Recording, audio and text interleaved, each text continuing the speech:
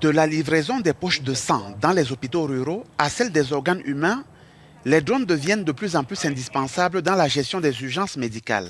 En avril, un drone a livré un rein dans un hôpital de Baltimore aux États-Unis où des médecins l'attendaient pour effectuer une transplantation sur un patient. Premier test réussi pour cet appareil volant conçu par des médecins et des ingénieurs de l'Université du Maryland pour accélérer le transfert d'organes d'un hôpital à l'autre.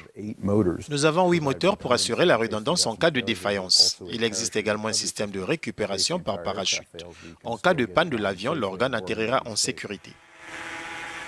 Ce drone est le premier dans son genre, spécialement conçu non seulement pour le transport, mais également pour protéger sa précieuse cargaison. Il a couvert une distance de 4,8 km pour son vol d'essai.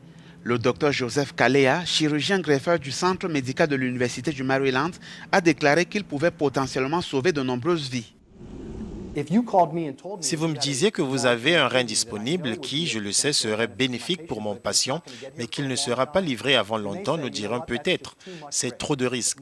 Mais à présent, grâce à cette innovation, il s'écoule juste un laps de temps sur le trajet entre l'hôpital de convalescence et l'hôpital d'implantation. Donc, on pourra accepter cet organe. Nous pensons que 2500 reins pourraient être ajoutés chaque année dans le circuit.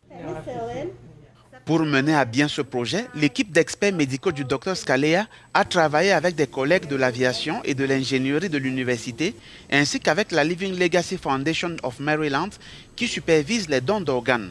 Il a effectué la greffe assisté de 2 autres chirurgiens.